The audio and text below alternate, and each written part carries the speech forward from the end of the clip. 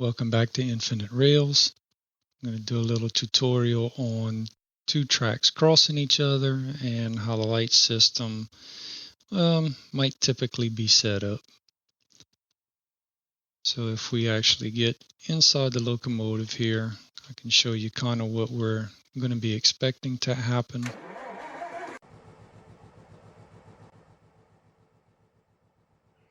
When we come across this light here, this light should turn red, obviously, but we also want to let oncoming traffic know that we've passed this signal.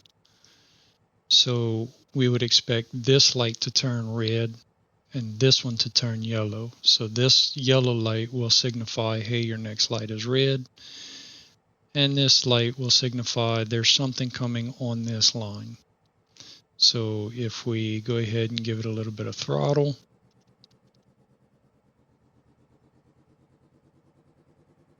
and we pass that one detector, we can see that we have a red light, a yellow light, and a red light. No other lights need to change.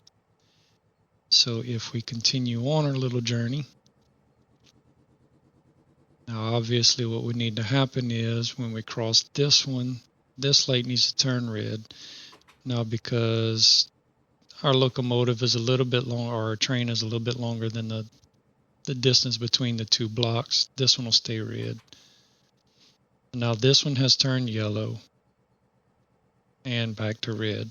Now the reason for that is because the switch here, or the two detectors, are actually a little bit of a distance apart. So there will be some type of either put it in front and it changes to green and then back to whatever color, or if you put it behind it, it will actually trigger one of the other colors first and then go to the next color trigger. I know I didn't explain that correctly, but you might get the drift of what I'm trying to say. There's going to be a gap either way, whether you put the reverse in front of the signal or behind it. There's going to be some type of gap between light switches. So we can see that we still have a yellow light here, red light here. We've got two red lights here. This one's still green, so we can move forward.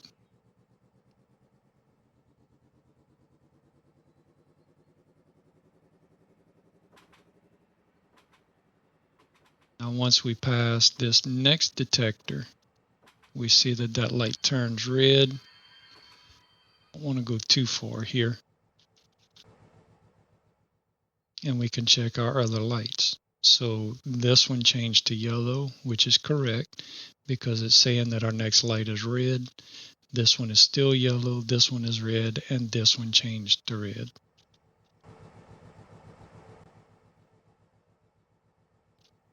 So if we move forward a little bit more, let's take the brake off. We'll get the carriage just past that next detector. There we go. Let's check our lights again. So we can see that this light turned yellow. This light kept red. This light kept red. The reason is we want this light to be red is so that if another train is coming through, we don't want a train that's coming this way to stop at this light because it will stop this, it'll break this connection here, and it'll make a train have to wait here while this one's waiting here for this one to move out of the way. So anytime you have a crossing, you have a train come up, you want the train to stop before the crossing if there's another train in front of them. So that gives this access to continue moving along. We go forward.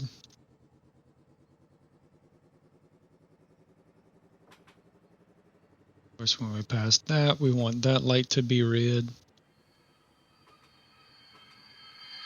And then we'll pass this block here. We can see that These lights are still green. This light's green. Now you can set this one to just be yellow as well as this one. Either way, doesn't matter. You might prefer this one to be yellow. To each his own. But we'll see that we have the red here, the yellow here, and all the rest of them are green. Let's go ahead and look at how to set this up.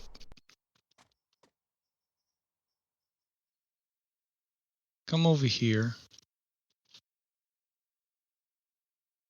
Start with go 45 cross or a 90 cross. It doesn't matter. Let's see. We can rotate with the left and right key. Put it, I guess, facing. Let's get one track facing north. Should be fine. Okay, hold Q. We can grab a rail. Straight. Of course, it doesn't matter. You can make this a curve if you want to. Just put a couple of lines coming out. Go ahead and add bumpers just so that if the train does happen to get away from us, it just stops. It doesn't run off the edge.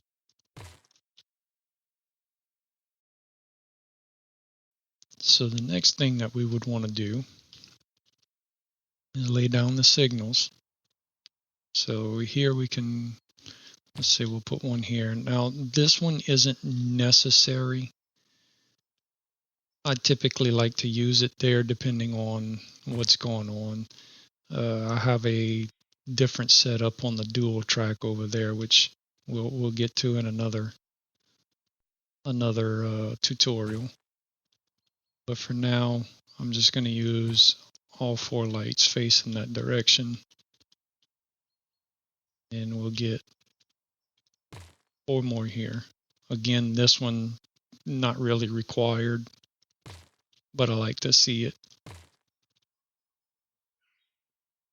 Put that one about there.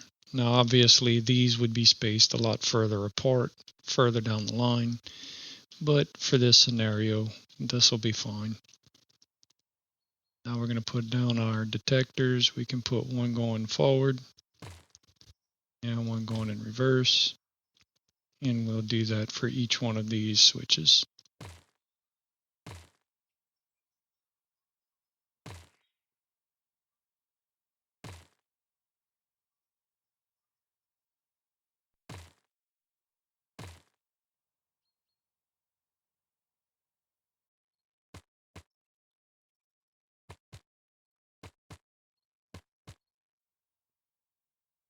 Okay, so now that we've got that set up, we can go ahead and name them. It gives a default number, but trying to remember those numbers as you're going down through each switch makes it a little bit more difficult. So I would suggest renaming as needed. In this case, we have an X crossing, so I'm going to say X crossing, I guess northwest. We're facing northwest, so northwest 1. Oops. Apparently I clicked. Northwest 1 forward. This one isn't needed in this tutorial, but there would be one coming from, you'd have a longer line coming from this direction, so you would name this one according to whatever the other one was. And it's not necessary that you name them forward and reverse. It's just easier when you're looking for them in the GUI settings here.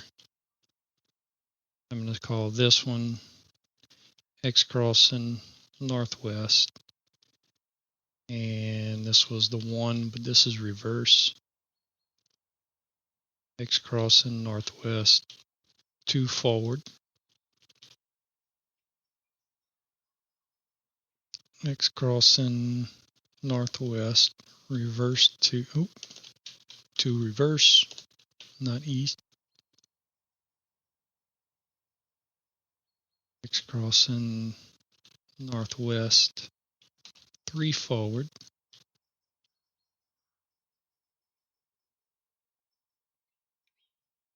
crossing northwest, 3 reverse,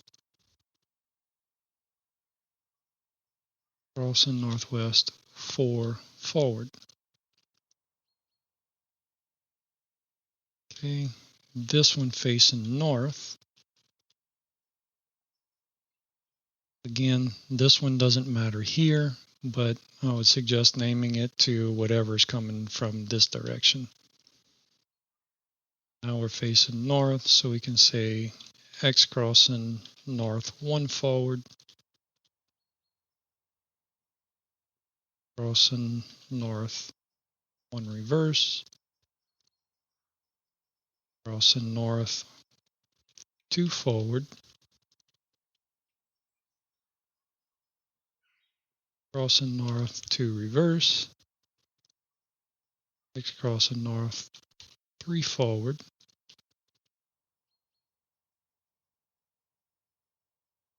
crossing north 3 reverse, and X crossing north 4 forward.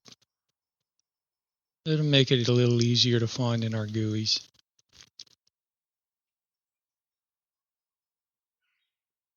Now we can set up a train, at least a locomotive, just to kind of get us started. Now, obviously, when we go over the signal that's on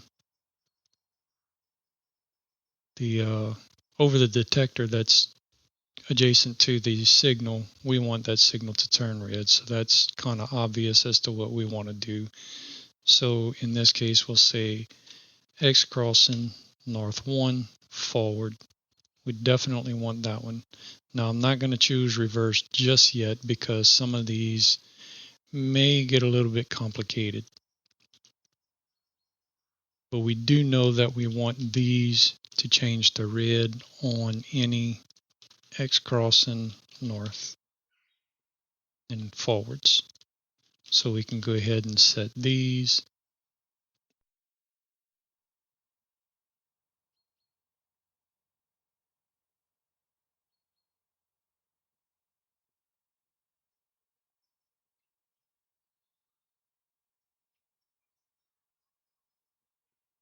And obviously we would do it for these as well, which I'll do it, but I'll probably time lapse this part.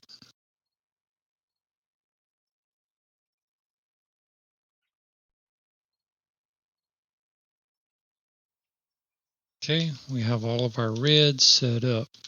Now the only thing is, if we run this locomotive down the line here, all 4 of these lights are going to turn red. They won't change back until we set what triggers them to turn the reds off. So looking at the track, when we cross this one point, we definitely want this one to turn red, but we also want to let anything coming from this direction going across that there's a train that's on this coming to this intersection. So if this locomotive beats the one coming this way, this light will turn yellow and we want this one to turn red. So we can set that up to say once it crosses over X crossing north 1 forward, we want this one to turn red. Go ahead and copy that. We want that one to turn yellow, sorry. And this one, we want it to turn red. So everything else will stay green. So we can actually test this now. Locomotive. Crank it up, release the brakes.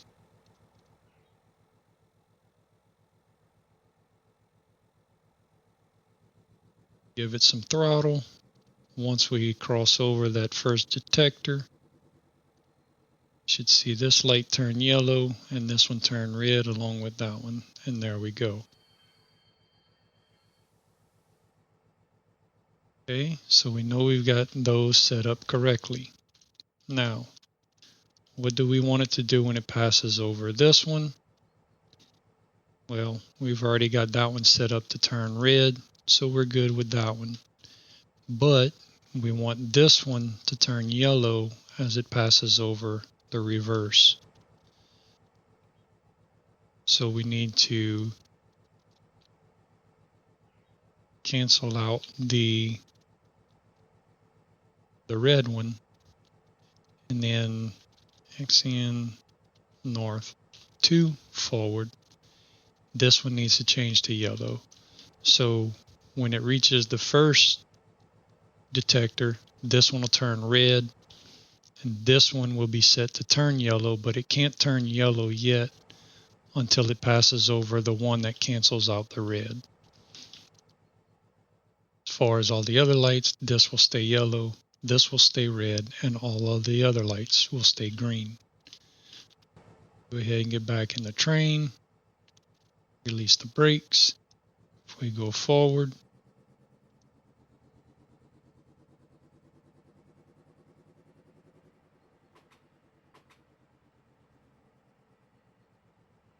pass over these two detectors. We'll give it a stop. And now we have a yellow light. This one changed to red. This one stayed red. This one stayed yellow. And the other four stayed green, which is what we wanted. So now, once we roll over this one will turn red. When we roll over this one, this block will be occupied, which should still be considered part of this block as well. So once we pass this, we don't want another train to come up and stop right here because it blocks this intersection. So we need this one to stay red when even after it passes these two signals. The only time we want this one to turn to yellow is when it passes over this detector here. So that's the XCN3 reverse. So we can actually set that one to say turn yellow, X crossing north 3. 3 forward. Is that right? Maybe not. Double check. Needs to be XCN4 to turn yellow. North 4 forward would turn yellow, and the XCN3 reverse will pull it off of the red. I don't know if that makes sense or not.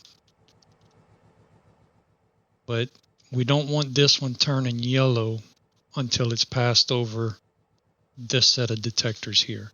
So it'll cancel out the red and it'll turn it yellow. So we have the X crossing north 4 forward and the X crossing north 3 reverse sitting here. So the reverse will cancel out the red and it'll enable the yellow.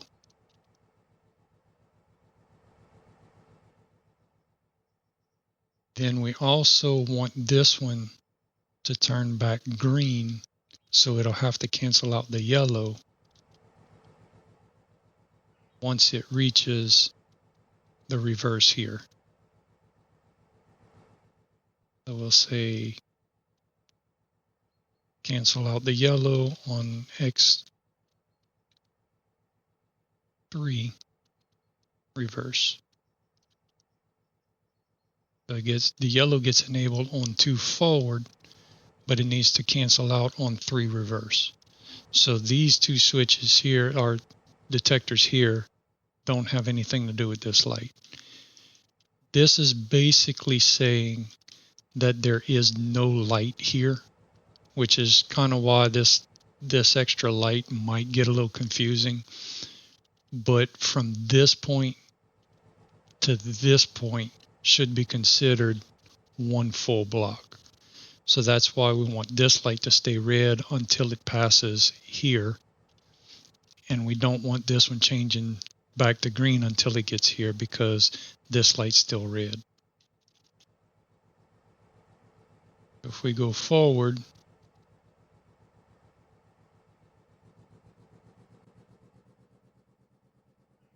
get past that next set of detectors.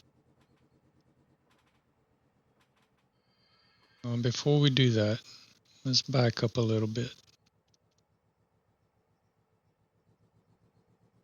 because there's something else we have to change as well.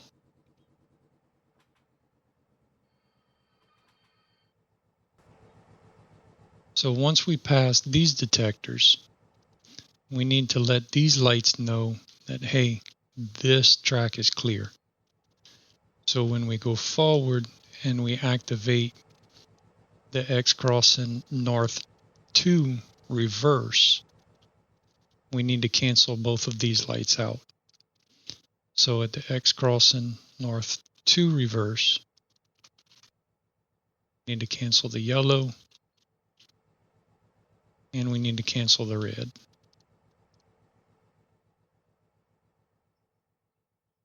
Okay, so let's give that a try.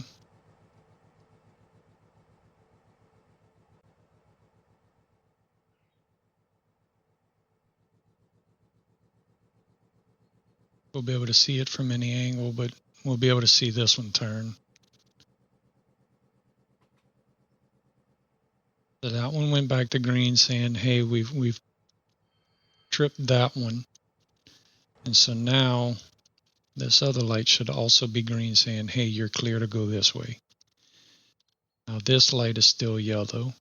This light is still red, and this one just turned red, which is what we want, because as long as there's a train in this block, we don't want another train coming and stopping at this point, at this light.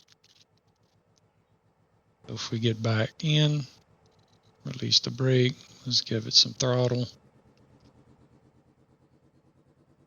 and we'll roll over this set here. That should change the two behind us to be yellow, and the very first one should be green. And we can see that this one did not change to yellow. That one did, and this one changed to green. So we would have to set this one. Let's go ahead and back up.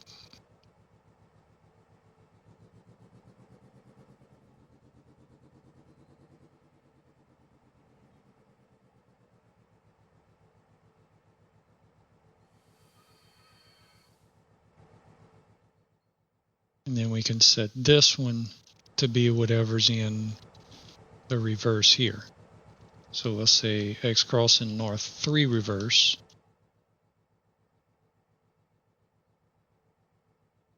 That'll cancel that one.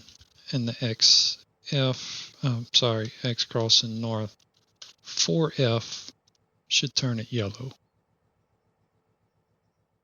I think is what we already put here. So X crossing north 4 forward. Now if we get back in the train, release the brake, put it in forward and drive.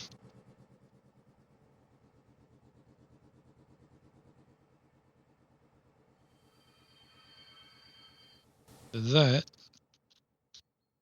is now 2 yellows and a green. Now again, like I said, you can take this light completely out and just have this one run as the full thing, but leave the 2 detectors in, or at least leave the reverse detector in.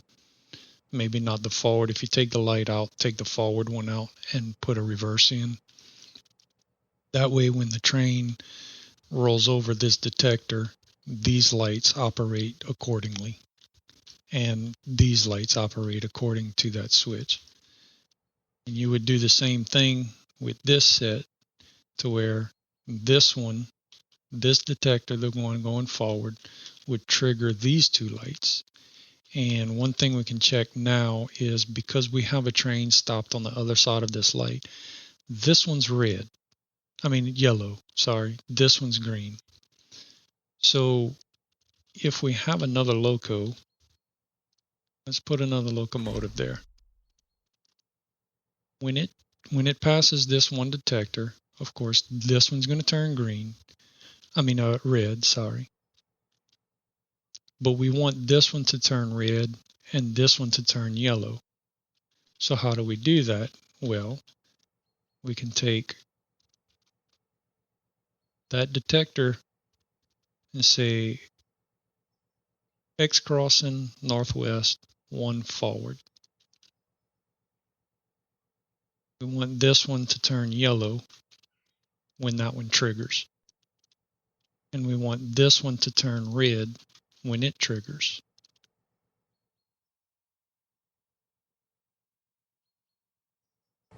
And so we can stop this one. We can get out. Let's go to that one.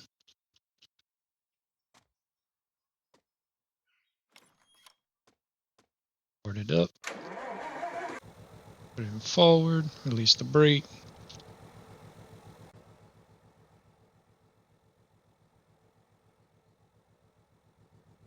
So what we're expecting is that to go yellow, that to go red. Currently right now it's saying, hey, a train can come up to this point and go through and stop here. But now, because there was another train that passed over this detector, it says, hey, stop at the next light. So now being that that one was triggered, that turned red, that turned red, that turned yellow. This one stayed yellow. So once this train passes this trigger, that'll be red, that'll be red. This one will be yellow. And these two can go back to their previous state. So we can actually check that if we take this, say copy that. We want to cancel out the red when that one triggers. And we want to cancel out the yellow when that one triggers. So if we go back, crank it up.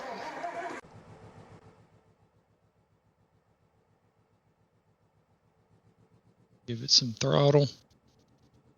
Now, of course, this light isn't going to act because we didn't set it up. And this one won't act because, well, it'll turn red, but it won't do anything else. So once this clears, that means this one should have gone back to yellow and that one should go back to green. So let's check if we did that correctly. So there it is, yellow and green. Now this one should be yellow, but we didn't set it up to trigger across that specific detector. That's a little bit more complicated than just a single track, but there you have it. It kind of shows a little bit of complexity on just a single track there. And I had been working on the double track here, so I think I've got it working now, and we'll kind of go through a little tutorial on that one, but that'll be in the next one. So hope you enjoyed it. Hope you learned something. If not, post your questions in the comments. See about answering them. So till then, have a good one. See you in the next one. Later.